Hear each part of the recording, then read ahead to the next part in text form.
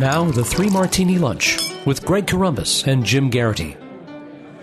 And welcome, everyone, to the Monday edition of the Three Martini Lunch, along with Jim Garrity of National Review. I'm Greg Corombos of Radio America.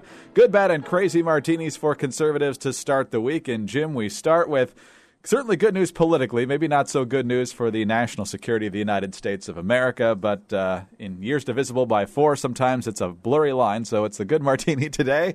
And it's once again Hillary Clinton, and it's once again related to the latest dump of her emails from her private server while she was Secretary of State, one that's getting a lot of attention. In addition to another one where she scolds someone for using private email and conducting State Department business, is this exchange she had with Jake Sullivan, one of her top aides. It looks like it was on June 16th, 2011, and he's trying to get her some talking points. He says, "You'll get talking points this evening. They're coming together." She says later, "I didn't get the TPs yet, talking points."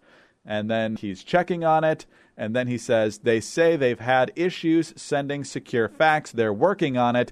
And then comes her email that's getting all the attention. "If they can't," meaning get a secure fax, "turn into non-paper with no identifying heading and send non-secure," which, of course, has a lot of people saying Hillary Clinton, who's been making such a big deal about her emails not having classified markings, is telling people not to send things that are classified with classified markings. So she was asked about this by John Dickerson on Face the Nation, and here's that exchange. One of them is a back and forth between you and a staffer about a secure fax that won't come through, and you directed him to, quote, "turn into non-paper with no identifying heading and send non-secure." Aren't you ordering him to violate the laws on handling classified material there? No, not at all. And as the State Department said just this week, that did not happen, and it never would have happened because that's just not the way I treated classified information. Headings are not classification notices, and so oftentimes we're trying to get the best information we can, and obviously what I'm asking for is whatever can be transmitted, if it doesn't come through secure, to be transmitted on the unclassified system. So no, there's nothing to that, like so much else that has been talked about in the last year. Jim, in the voice of Alec Guinness, these are not the smoking guns you're looking for. Yeah, so you know how it looks like I totally just told him to send classified information by taking off the classified label? I totally didn't do that.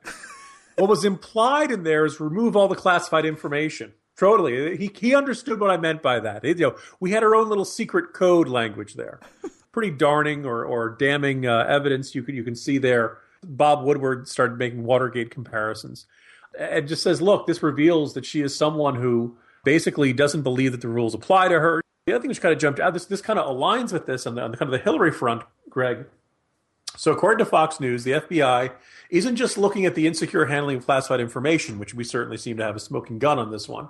We now have this thing that they're looking at the intersection of Clinton Foundation work and State Department business that may have violated public corruption laws. Now, in previous editions of this podcast and over in the corner and all our own National Review, and I'm sure over on Radio America, we've talked about the number of favors done for Clinton Foundation donors while Hillary was at the State Department and the awards that just happened to go to Clinton Foundation donors and the policy decisions that just happened to go well for countries that had donated a lot of money to the Clinton Foundation and kept hiring Bill Clinton for these speaking fees that were just like $700,000 a pop.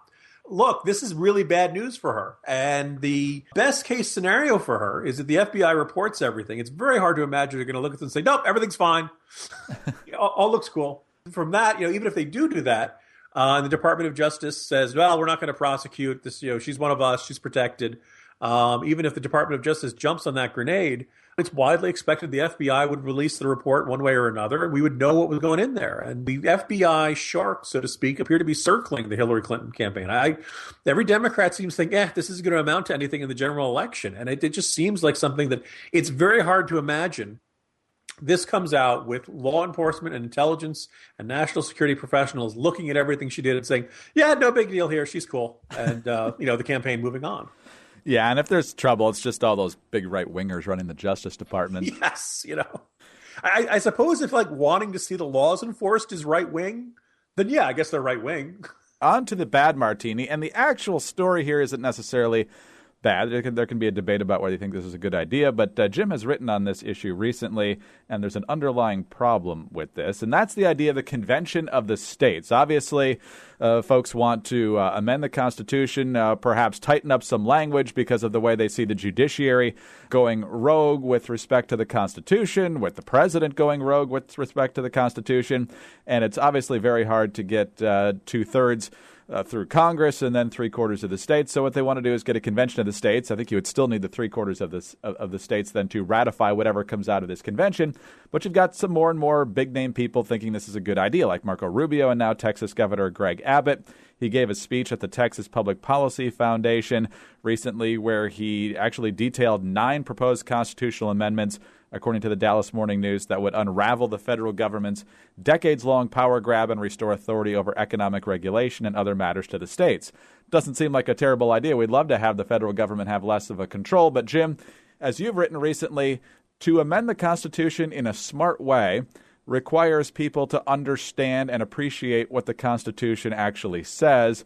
And when you look at politicians on both sides of the aisle recently, it becomes less and less clear that people are actually interested in following the Constitution. Yeah, and I say this as a big fan of Greg Abbott, a fan of Marco Rubio, who's called for this. Mark Levin, I guess, is the guy who's really been beating the drum for this. And he seems absolutely convinced that nothing bad could come out of this. The idea is that the Republican majorities in the state legislatures in these states could block any change to the Constitution, any amendment to the Constitution that we would see as bad to the cause of liberty and our perspective of the way America ought to be and things like that.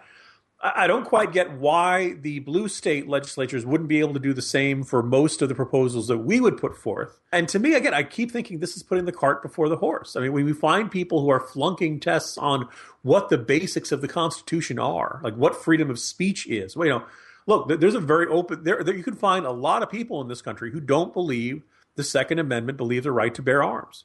4 of them are on the Supreme Court. All right. So we have this, this very big difference. Like what's in the Bill of Rights is very much disputed right now.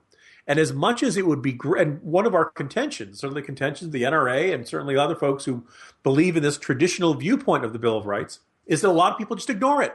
The president is not supposed to rewrite immigration policy on a whim through executive orders. Checks and balances are in there, and he just kind of ignores it. Now, thankfully, the judges have put an injunction on that.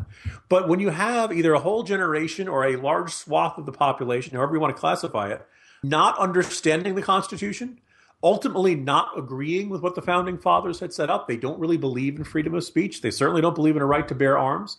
You could argue the defenders of the NSA have a much different interpretation of the Fourth Amendment than we have in the past. That part of the real problem is that a good chunk of the country doesn't believe in what the Constitution says. And I don't really know that a constitutional convention is going to change that. And, you say this, and apparently Mark Levin screamed at me for like 30 minutes on the radio the other night. And I don't understand why. I guess the idea is that the process of holding this convention would make Americans more familiar with the Constitution. And it might, but I'd rather go into one of these, convention of the states with a constitutionally educated public beforehand instead of afterhand, because I think it's much less likely to have bad outcomes that way. Yeah, I think that is the critical point here. We're not against the idea of a convention of the states. Obviously, it's in the Constitution, which we like.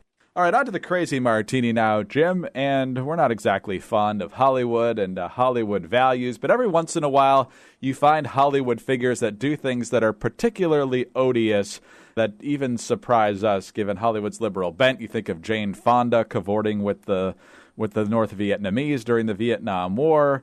Nowadays, Sean Penn seems to be the guy that is just absolutely excited to hang out with the worst possible people. Remember, he was good friends with Hugo Chavez, so that gives you a little bit of an example of who he thinks are fun people to be with. Now, apparently, before El Chapo, the major fugitive drug kingpin, was arrested on Friday, turns out that El Chapo met with Sean Penn, and according to USA Today, Penn, the Oscar-winning movie star, political and humanitarian activist, rebel with many causes, writer and globetrotter, says he took a secret meeting last year in a Mexican jungle with Joaquin El Chapo Guzman. Turns out El Chapo means shorty, which sounds a lot cooler in Spanish than it does in English. But nonetheless, he did some interview that's now connected with Rolling Stone. They always find a way to find common cause with the worst possible people as well.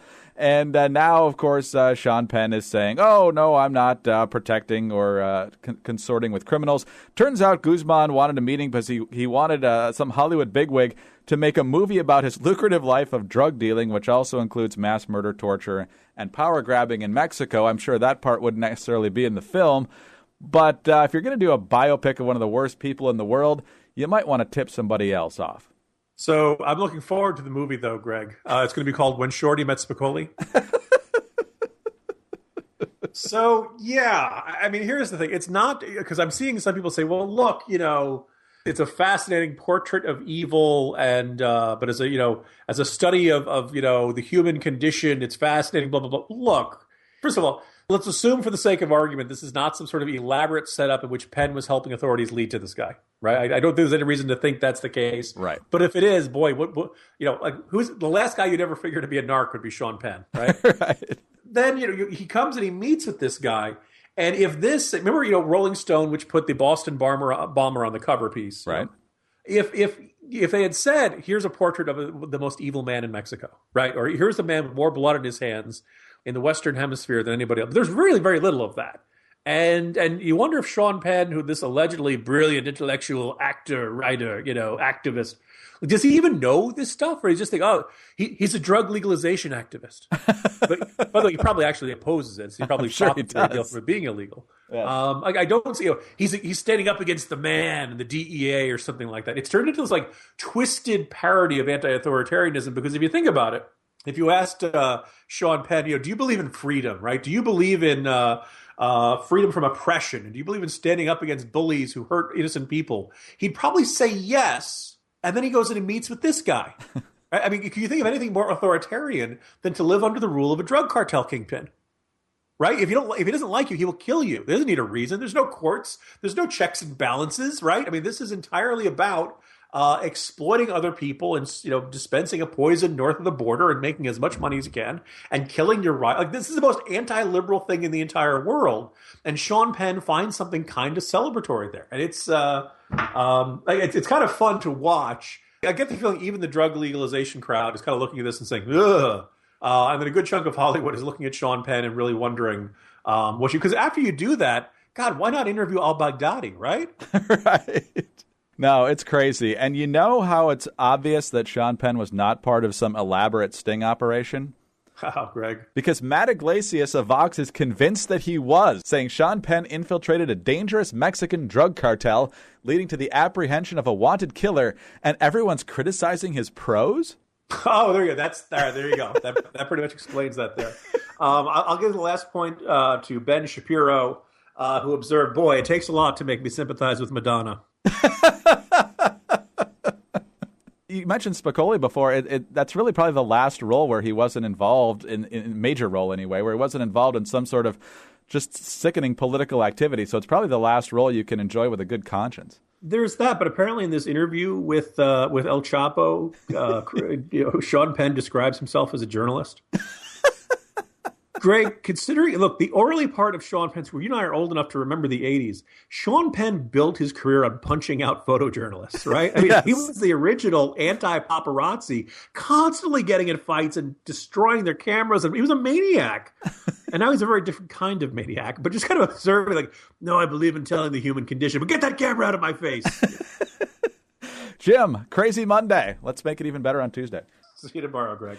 Jim Garrity of National Review. I'm Greg Corombos of Radio America. Thanks for being with us today. And be sure to tune in again on Tuesday for the next 3 Martini Lunch.